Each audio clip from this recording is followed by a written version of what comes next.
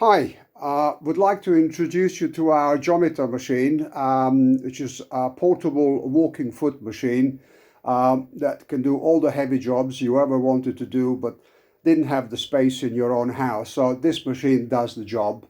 Due to its shuttle hook, it's suited to very heavy leather work, webbing, horse rugs, dog collars, upholstery materials, denim, canvas, car trimmings, etc. And it's all metal construction, so it'll give you a long life guarantee and for trouble-free sewing. I'll get my partner Joseph now to demonstrate the machine to you, how it works, starting with bobbin winding and threading and so on. So introduce you to Joseph. Hello. Here we go. First of all, I think what we'll do is wind the bobbin. Obviously, you've got to have the bobbin to form a stitch. Take a thread through there into the bobbin,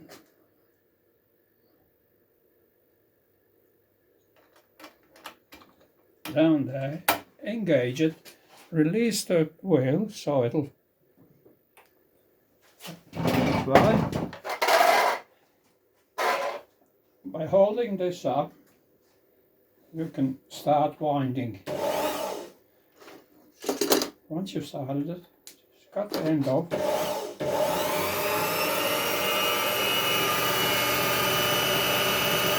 And once it's full, that should release.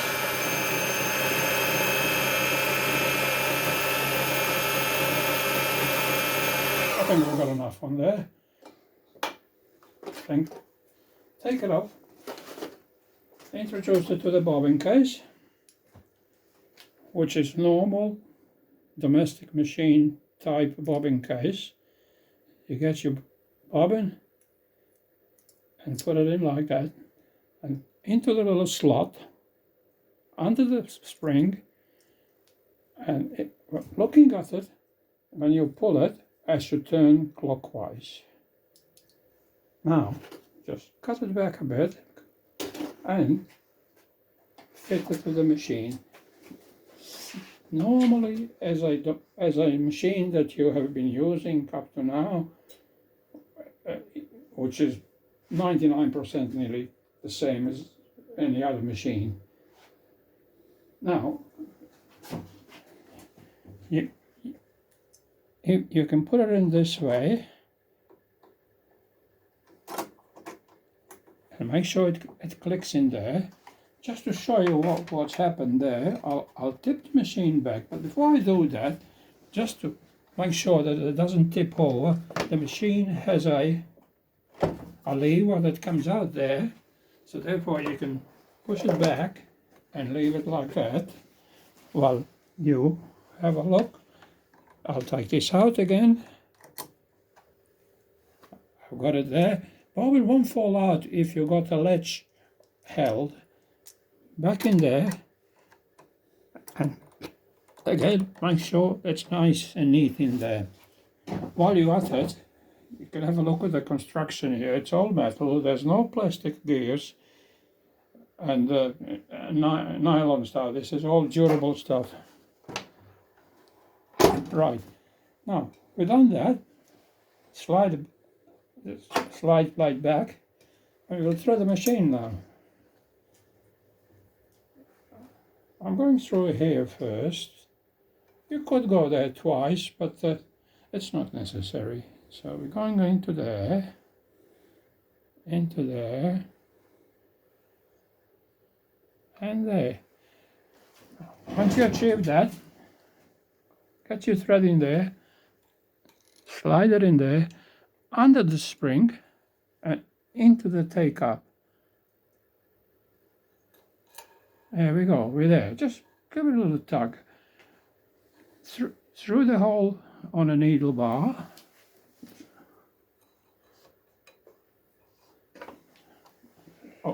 We'll lock the wheel back on so it's in motion. Into the needle. From the left to the right. Right. Now, you got your thread there. Just hold your thread, put your finger on there and just do one circle with the machine where you can pull out, you know. You take your scissors out and you can pull your thread across out here. So you find yourself the bottom thread out and this one's inside of the foot. Place it to the back and obviously proceed with sewing. This is sort of a blind material, it's similar to canvas. Okay, I've got double, go 4 times thickness. You put it under there, you up and down lever on your foot. Again, ideally is just to do 1 stitch by hand, just to be sure so the cottons don't get caught underneath. Once you've done that, you've got your foot control where you can start sewing. If you see, you'll see the foot is actually walking. This is why it's called a walking foot. But that gives you extra feed on heavy stuff, big bumps, etc. Now, you want to turn around, you would lift that up, turn around, again. Now, you can see the size of the stitch there, or you can go smaller, or you can still even go bigger. So you can achieve a sort of a saddle stitch where you need a long stitch on if you're doing crafts and this sort of thing. You'll see the difference in the stitch in a minute. You see that? Right, you got that now. If you wish to do zigzag, obviously with zigzag you don't need such a big stitch, so you adjust it here on this lever by undoing it a bit and setting it where you want it. Now you got a lever here, 0 to 5. You go all the way up to get your maximum stitch, zigzag stitch.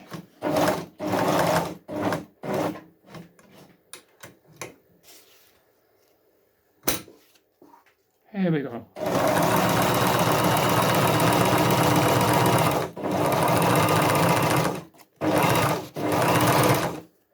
There's your stitch. There's your stitch underneath, neatly pulled into the material. Now, if you want to go in reverse, bring your needle right down, then pull your lever here, and back again where you were before. You can do it while moving.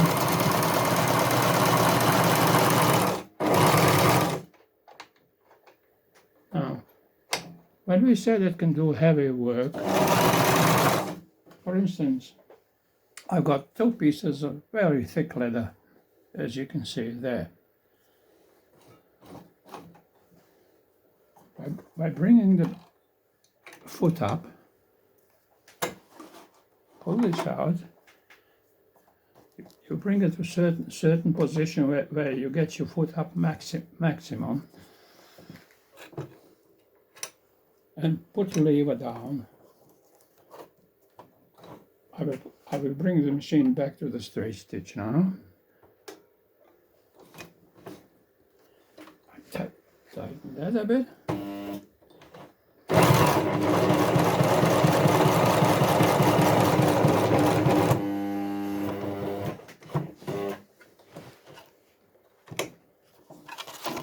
As you can see, it's stitching neatly.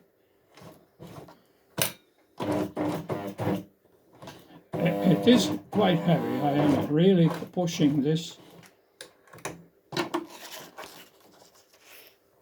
Once you get some momentum,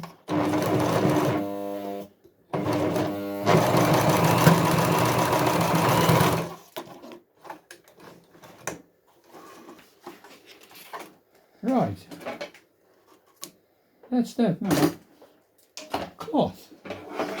There's not that slip stitch there. if you were making curtains, for instance, this is quite heavy stuff. This is actually upholstery material. You would have simulate something like the pleats in a curtain that you have to achieve the sort of ruching.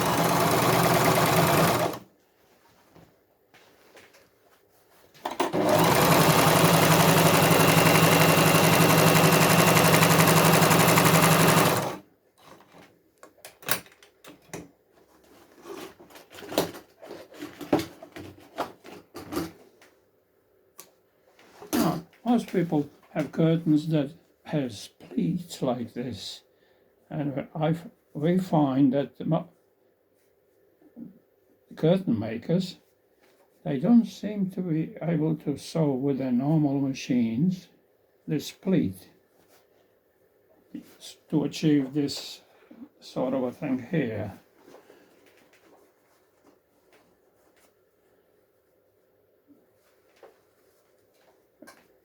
By doing this,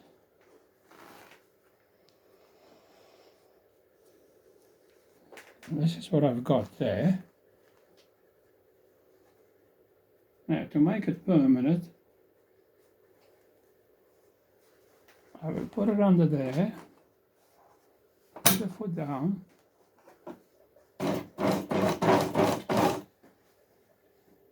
reverse,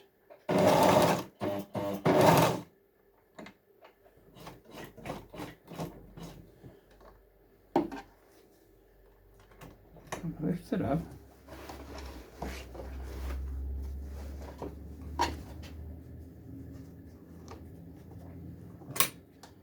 You can see what I'm doing here. I'm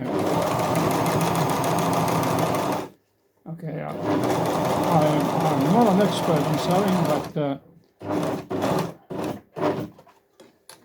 you get the idea. I think I've started on the wrong side of it, so therefore I've got one end longer than the other.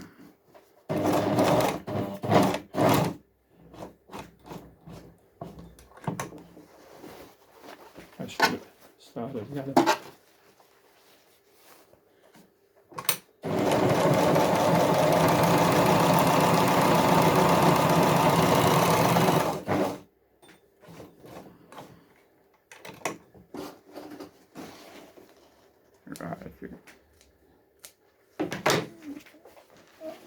This is what you actually achieve at the end of the day, but this isn't as neat as I would like it to be, but it will even go another pleat if need be, or I made it a bit longer than normally. Normally you only need to lock it slightly, so you find yourself with in a long curtain that folds properly as it goes along here.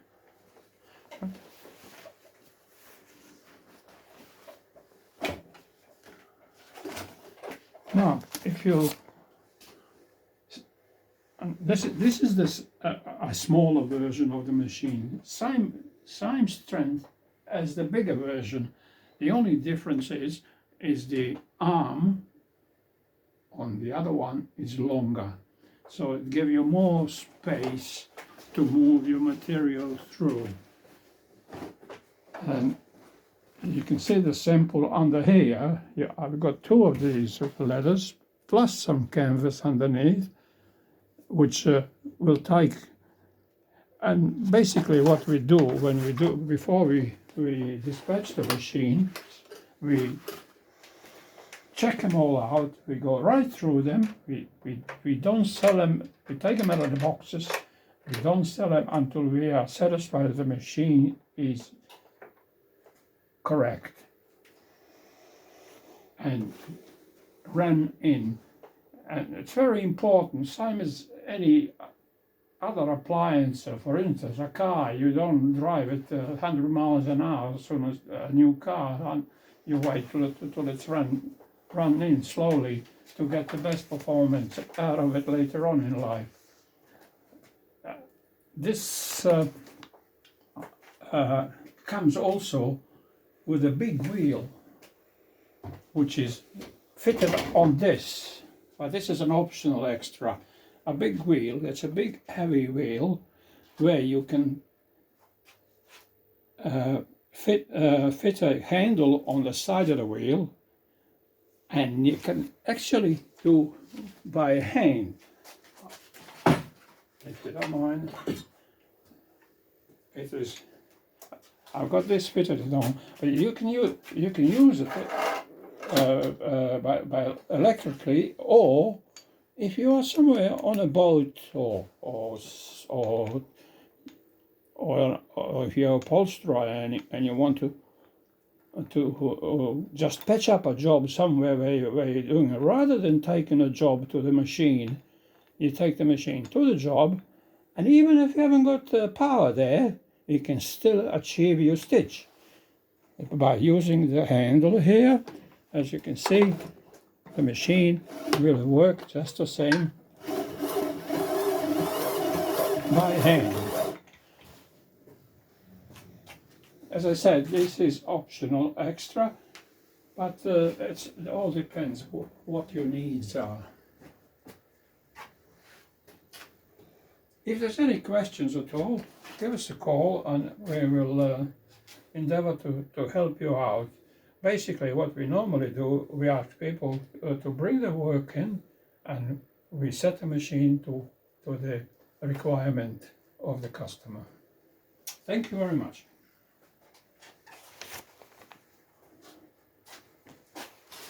Let's have a look whether that sample is not good. That